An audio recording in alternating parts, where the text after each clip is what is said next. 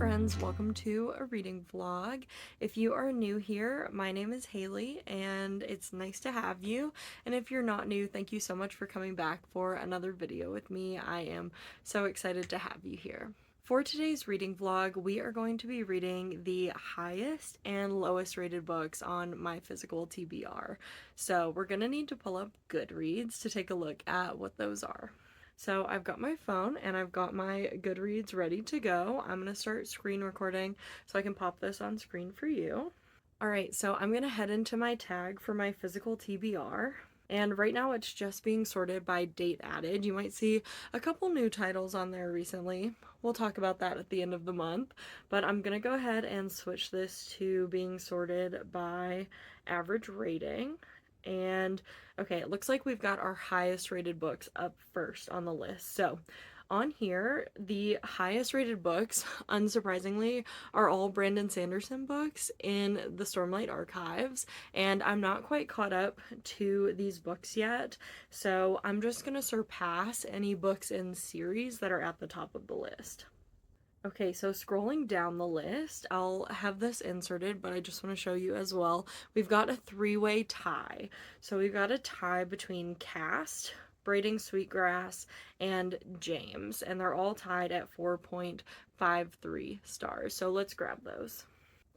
All right, as I mentioned, we've got a three-way tie for 4.53 stars. So we've got Cast, we have Braiding Sweetgrass, and we have James as our three highest rated books on my physical TBR at the moment, excluding series where I'm not caught up yet. So I think I will just get to have the decision to make between these three for what's going to be our highest rated read today. And if you watched my January TBR video, you might know that one of these three is actually on my January TBR. So I'm going to go with James as our highest rated book that I'll be reading in this reading vlog.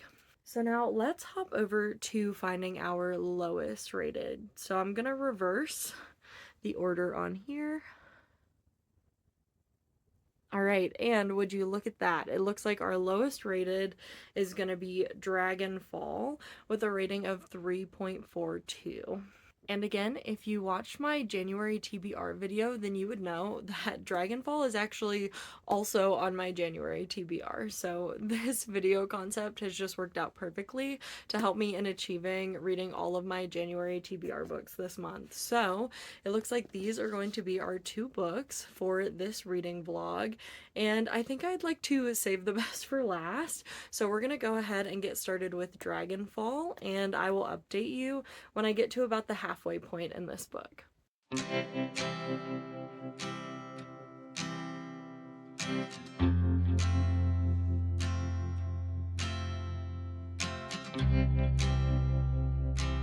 Good morning. Is this literally not the cutest coffee mug ever? Like, the bows are all raised.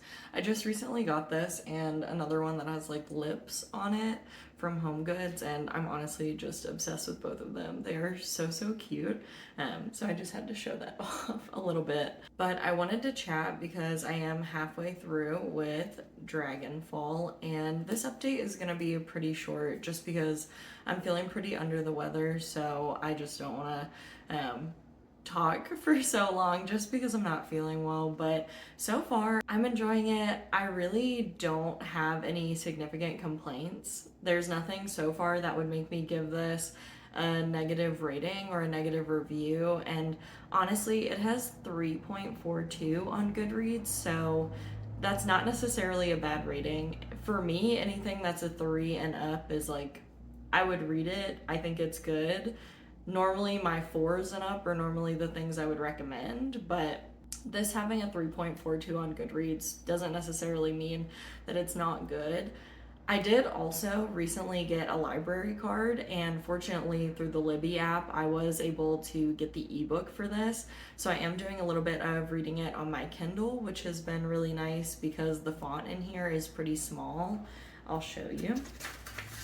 The font is pretty small on the pages, and I've been dealing with a migraine, so straining my eyes to look at this small font just isn't really working for me right now. So I was super thankful that this was available on the Libby app to borrow without any hold. So I have been reading it on my Kindle more since I can increase the font size and adjust the brightness for my brain to be happy. So I'm really glad that I was able to get that on Kindle. But yeah, I'm halfway. So far, I'm enjoying the book. I'm really interested to see where it goes. I think our cast of characters is really interesting. So we'll just have to see if there's something between here and the last part of the book that will upset me to the point where I would give this a negative review, but honestly, I don't think it will. At this point right now, I would consider picking up the next book in this series because it is a series, so we'll see how I feel about that by the end of the book, but just wanted to give you a quick update on this, and hopefully I can finish it today. I will catch up with you once I do.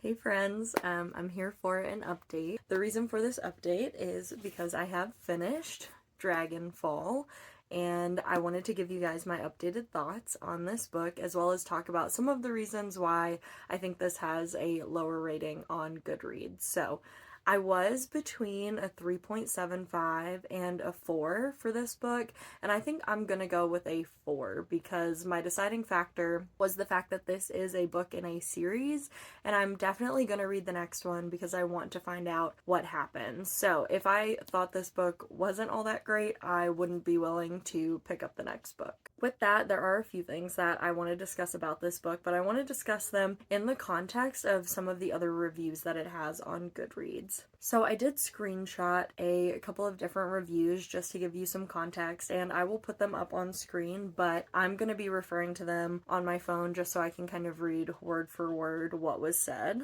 And I do have a pretty big gripe with some of the people that are giving this book 1-star reviews, and I will definitely explain that in just a second. So the first 1-star review that I wanted to highlight mentioned that this person thought they were getting an enemies to lovers romantasy book. Now, I personally did not see any marketing for this that led me to believe that this was going to be a romance forward book. There is some chemistry and tension between two of our characters in the book, and I do think that will develop. I don't know if it's going to be a romantic relationship later in the series or if it's just a very close bond between these two individuals, but I picked this up because I believed it was going to be a fantasy that revolved around dragons. I did not see any marketing that made me think this was going to be a romantasy. So I do think if you thought this was going to be a romantasy book and you were hoping for something like Fourth Wing, this would definitely put you off pretty intensely. This is on a whole different playing field than something like Fourth Wing is. They are very, very different books in terms of the overall narrative and just the way that the book is written. Another complaint that this individual had was that the narration switches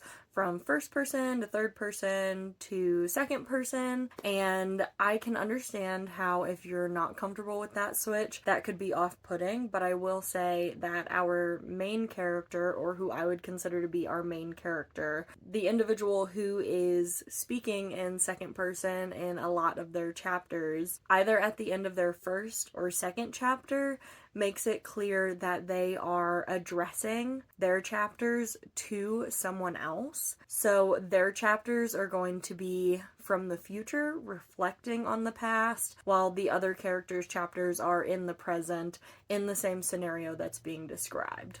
Personally, it didn't cause an issue for me because I had that context up front of this is someone that is retelling a story and addressing it to someone specific in those chapters. And I felt that that was consistent for that character's chapters from start to finish. So I could understand if that wasn't consistent, how that might be confusing, but I did feel that the author gave us plenty of heads up by telling us early on that those chapters were going to be addressed to another character more from a future perspective, reflecting on the past. Now, the other major complaint that I saw from most of the negative reviews on this book, throughout the book, the author does not prescribe to a gender binary, and they often refer to characters in an honorific, so they use their to describe characters or they, and they capitalize that when they are referring to them. And I felt that they explained this very well in the book, and the reasoning behind that, personally, it didn't cause an issue for me throughout the book. I saw a few different people mention that it was confusing to them in terms of not being able to picture the characters that were being described, but I didn't struggle with that in the book. So I think if you're uncomfortable with the use of they, them to describe a significant number of characters throughout the book, maybe this isn't the book for you. But I would say if you're not comfortable with that, maybe ask yourself why you're not comfortable with that and why that might be a barrier for you. I honestly did not feel that it detracted from the story in any way, and I felt that it was explained early on that this society that the author created was generally just more accepting of individuals not identifying with the gender binary, and so the initial assumption for everyone you meet is to use they, them, and then when they introduce themselves, they specify how they like to be referred to. I personally don't have any issue with that, and it didn't take away from my reading experience with the book, but that is a significant number of the complaints that I see about this particular book. Now, I want to highlight the second type of one-star review that I saw, and just specifically, this is a gripe that I have with you no matter what book it's related to, so it doesn't matter if it's Dragonfall or any other book, but if you were going to DNF a book at less than 10%, so for Dragonfall, it's about 330 pages. 10% is about 33 pages. If you DNF a book at less than 10%, I don't think it is necessary for you to give that book a 1-star rating. Just because the book is not for you, unless the book has done something that is outrageously offensive or inappropriate and you're drawing attention to that, I don't think you should rate a book 1 star just because it's not in alignment with your personal taste. Now, don't get me wrong, there have been books that I did not like and that I have rated lower, but I do give my reasoning for that, and I have fully read the books. I didn't get 10% into the book, DNF it, and say, I'm gonna give this a negative rating just because I personally did not want to read it. I maybe soft DNF'd one book in 2024, and I removed it from my shelves and I didn't rate it. Because how can you rate something if you haven't fully read the piece in its entirety? I just have a gripe with anyone who is not going to read a majority of the book and then turn around and give it an extremely low rating, because you really haven't even given the book an opportunity. And honestly, if the book isn't for you, it's okay to leave that review and say the book isn't for you, but you don't have to give a rating. And I think that's the thing that bothers me, is that I think both on Goodreads and Fable, you can write a review without leaving a star rating. Let me just see if there's anything else I want to highlight from this rating, because this issue just bothers me a lot. I just think it's very disrespectful to an author unless there's something absolutely egregious in the book, in that first section or however far in. Unless there's something absolutely egregious, I just don't think you should be DNFing the book that early on and giving it a horrible rating. Yeah, I think that that's all that I want to say about some of the negative reviews that I saw for this book. And honestly, I liked this book, but it's not a holy grail for me. It's not a 6-star read. At first, it was a little slower in the first couple of chapters just because I had to adapt to this author's writing style, but the writing style didn't end up bothering me throughout the book. I caught on to it because it was different from other authors that I've read, and overall, I thought it was a pretty well-crafted book. I did kind of see the twist at the end coming, but that's okay. Most times, twist endings don't surprise me, so that was nothing new for me, and I don't think that detracts from the quality of the book, but I honestly thought this was fine. Like, it was an okay book. I might rate the series overall lower, just depending on how I feel about the next book, but the fact that I did really enjoy this and I liked what the author committed to throughout this book in terms of the way she built her world, and I'm going to read the next one, so I don't know, I thought this book was good, and I'm just frustrated that if you don't like a book, you can DNF it, but I don't think you need to review bomb that book. That's just a pet peeve of mine.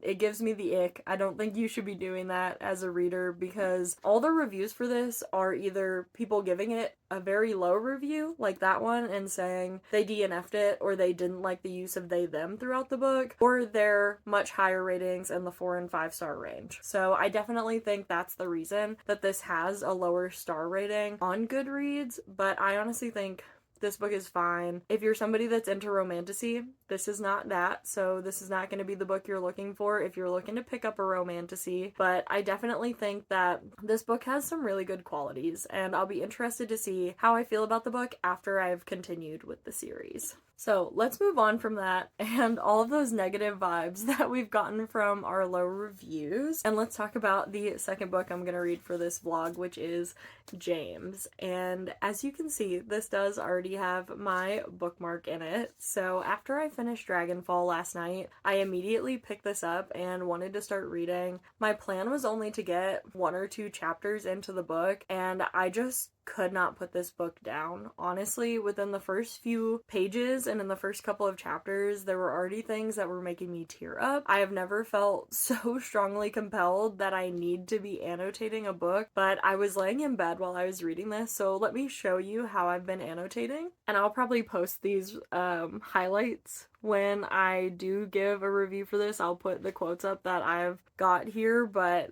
I literally was taking pictures of my book and then using the markup feature to write on them and to highlight the sections that were standing out to me. So I think it's safe to say that this is probably going to be a 5-star read for me. I don't necessarily like to do a 5-star prediction, but I feel pretty strongly that this is going to be a 5-star read. Alright, I am back with a final update on the highest rated book on my physical TBR. This ended up being an easy 5-star read for me. This book was so amazing, and I am so glad that this author, Percival Everett, that he reimagined the original story from The Adventures of Huckleberry Finn with the character Jim to give us the story of James. And this book was honestly just so beautifully written, and there are so many quotes in this book that are absolutely profound. This book was just so good, and I really hope that more folks read this. At the beginning of this book, there were paragraphs and topics that already had me tearing up. I believe it was literally in chapter 2. Let me reference really quick. Yeah, so as soon as I reached chapter 2, the chapter starts off by saying, "That evening I sat down with Lizzie and 6 other children in our cabin and gave a language lesson." So this comes after the preceding chapter, has a whole segment of the character James interacting with several individuals within the town.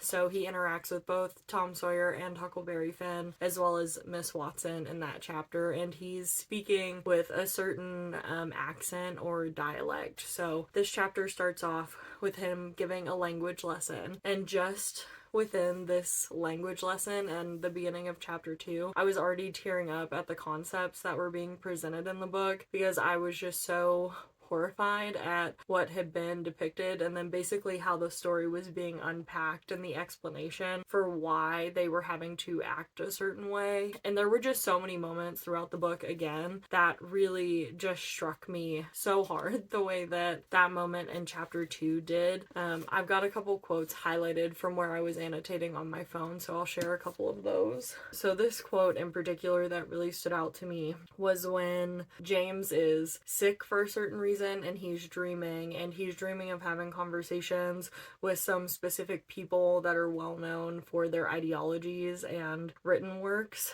and James thinks, How strange a world, how strange an existence, that one's equal must argue for one's equality, that one's equal must hold a station that allows airing of that argument, that one cannot make that argument for oneself, that premises of said argument must be vetted by those equals who do not agree. And I just really, it really stood out to me because you see a lot in today's world of people arguing against diversity, equity, and inclusion, especially in my world where I work in higher education. There are certain states and certain communities where that's being argued against. It's being referred to as being too woke.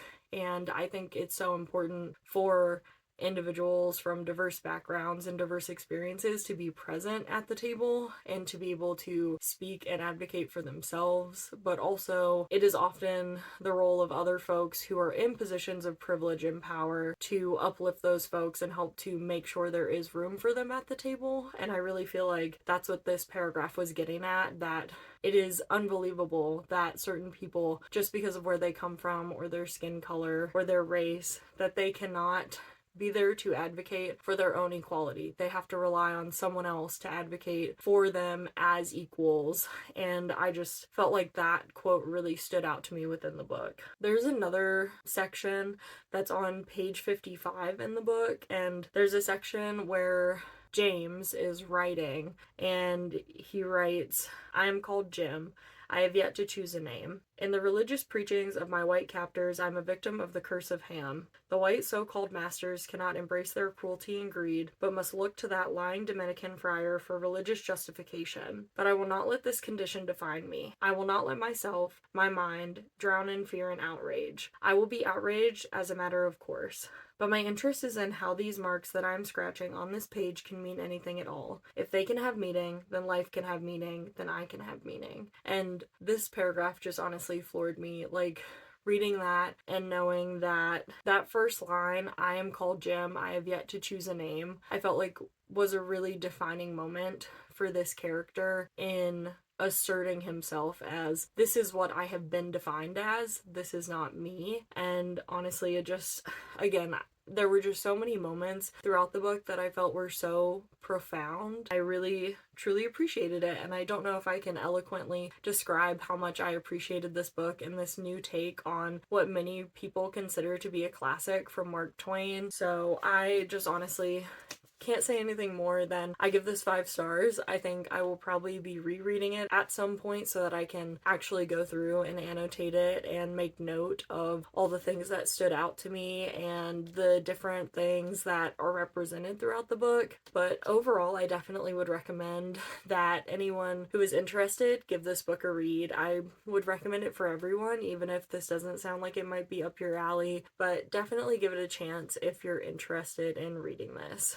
So that brings us to the end of my reading the highest and lowest rated books on my physical TBR vlog. Overall, in terms of picking the highest and lowest rated books on my TBR, I don't think that this was a bad reading vlog for me. Honestly, I really enjoyed Dragonfall. I know it was supposedly the lowest rated book on my physical TBR, but I think some of the author's choices in the world that she created ended up leading a lot of people to give negative reviews that I personally feel were pretty unfounded. And so I definitely don't think that Dragonfall is deserving of the lowest place on my physical TBR. I personally think that I have some books on my physical TBR that I would consider unhauling and not even reading because I've read the first book and I honestly don't think the second book is going to be for me. And I know for sure that Dragonfall has a lot more included within that book and it provides a lot more and it just presents a lot more to the reader compared to the books that are coming to mind when I think about the books on my physical TBR that I personally think should have a lower average rating than Dragonfall did. I did end up giving that 4 stars overall. So again, I enjoyed it. I've already applied to get the ARC for Emberclaw, which is the second book in the series that's coming out in March. So fingers crossed I can get the ARC. And if I do, I'll obviously give you an update on whether I think it's worth it to stick through it with that series. But I did give that 4 stars overall, and then I was super happy to wrap up this vlog by reading James by Percival Everett. I think it was really a perfectly crafted story, and I think everyone should read it. So I can't put it more simply than that. But if you stuck through to the end of this video, thank you so much for watching. I really appreciate you, and I hope to see you in the next one. Bye!